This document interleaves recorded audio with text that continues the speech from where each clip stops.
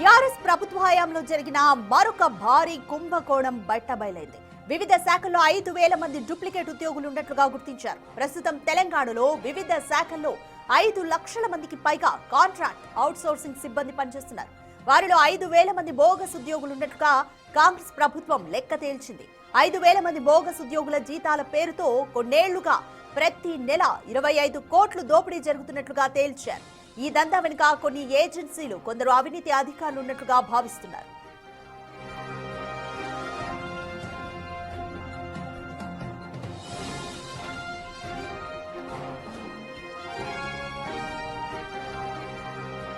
ఉద్యోగులు లేకపోయినా తోచిన పేరుతో జీతాలు తీసుకున్నారు కొందరు అవినీతి అధికారులు. ఒకే వ్యక్తి పేరుతో 2-3 చోట్ల జీతాలు తీసుకుంటున్నట్లుగా నిర్ధారణకొచ్చారు. కొందరు ప్రభుత్వ ఉద్యోగులు కూడా అవుట్సోర్సింగ్ ఏజెన్సీల ద్వారా తాత్కాలిక ఉద్యోగులుగా నమోదైనట్లుగా గుర్తించారు. ఏడాదికి 300 కోట్ల ప్రజాధనం దోపిడీ అవుతున్నా గత ప్రభుత్వం ఏమాత్రం గుర్తించలేదు.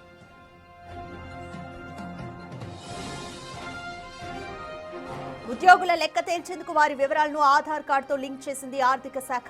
ఇప్పటిదాకా జరిగిన బాగోతంపై ప్రభుత్వం ఆగ్రహంతో ఉంది. విచారణ జరిపి బాధ్యులపైన కఠిన చర్యలు తీసుకోవాలని ఆదేశాలు వెళ్లాయి. ఉద్యోగ వ్యవస్థను పూర్తిగా స్ట్రీమ్ లైన్ చేసేలా ఇకపై డిజిటల్ మానిటరింగ్ చేయనుంది కాంగ్రెస్ సర్కార్.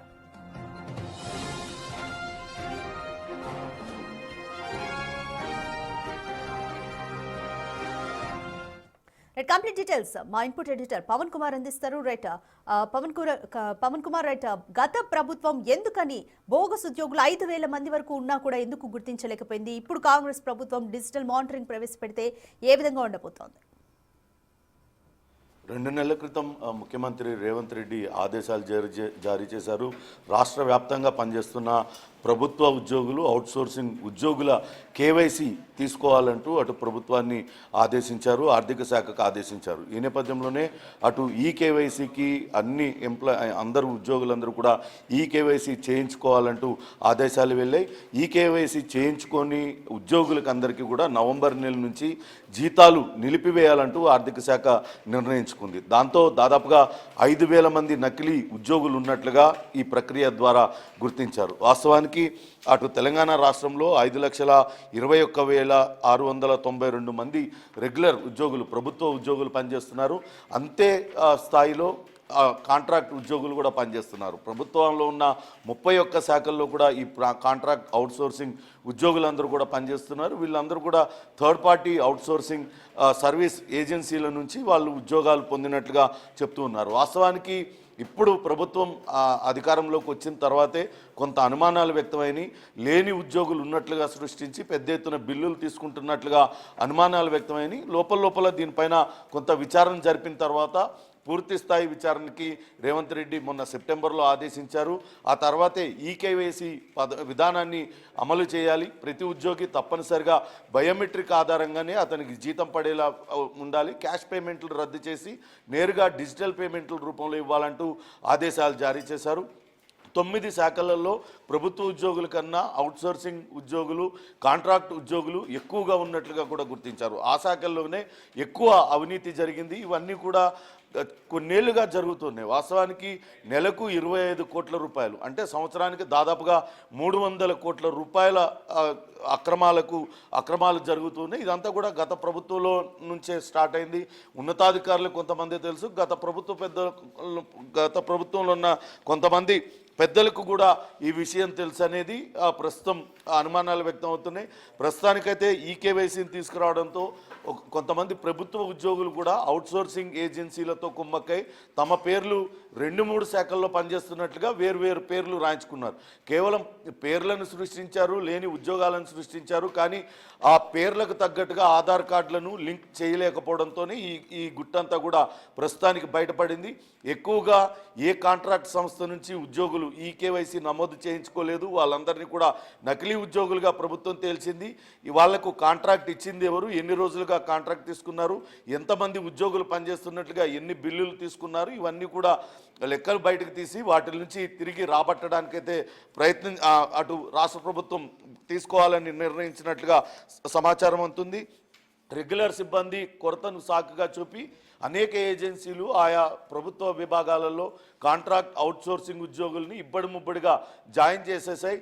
చాలా చోట్ల ప్రభుత్వ ఉద్యోగులు ఉన్నతాధికారులు కూడా ఏజెన్సీలతో కుమ్మక్కై కేవలం 10 మంది ఉద్యోగులు అవసరమైతే దాదాపుగా 30-40 మంది పేర్లు రాయించడం, కేవలం 10 మందికి నిజంగా జీతాలు చెల్లిస్తూ మిగతా 30-40 మంది జీతాలను తమ జేబుల్లో వేసుకోవడం, ఇదంతా కూడా గడిచిన కొద్ది సంవత్సరాలుగా జరుగుతూ వస్తుంది. దీనికి చెక్ పెట్టడానికే ముఖ్యమంత్రి రేవంత్ రెడ్డి ఆర్థిక శాఖకు ఆదేశించారు. ఖచ్చితంగా మొత్తం ఉద్యోగ వ్యవస్థనంతా కూడా స్ట్రీమ్లైన్ చేసే విధంగా డిజిటల్ మానిటరింగ్ చేయాలి. ఇకపైన ఎవరికి కూడా క్యాష్ పేమెంట్స్ ఇవ్వకుండా కేవలం ఆన్లైన్ పేమెంట్సే ఉండాలి. అది కూడా బయోమెట్రిక్లో వాళ్ళ హాజరును బట్టే వాళ్లకు హాజరైనన్ని రోజులకే జీతాలు ఇవ్వాలంటూ నిర్ణయించడంతో ఇప్పుడు ఈ మొత్తం మాఫియా అంతా కూడా బయటకు వచ్చింది. దీనిపైన రాష్ట్ర ప్రభుత్వం అయితే సీరియస్గా ఉంది.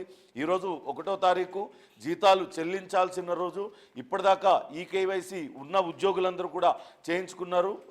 ప్రతి ప్రభుత్వ ఉద్యోగితో పాటు కాంట్రాక్ట్ అవుట్సోర్సింగ్ ఉద్యోగి కూడా తమ వివరాలన్నింటినీ కూడా నమోదు చేయించాలి, ఈ కేవైసీ చేయించాలి, ఆధార్ కార్డ్ని ఎన్రోల్ చేయించాలని చెప్పడంతో ఈ డూప్లికేట్ భాగవతం అంతా కూడా బయటకు వచ్చింది. 5,000 మంది డూప్లికేట్ ఉద్యోగుల పేరుతో ఇప్పటిదాకా డబ్బులు ఆయా కాంట్రాక్ట్ సంస్థలు లేకుంటే ఉన్నతాధికారులు తినేసినట్లుగా అధికారులు అయితే గుర్తించారు.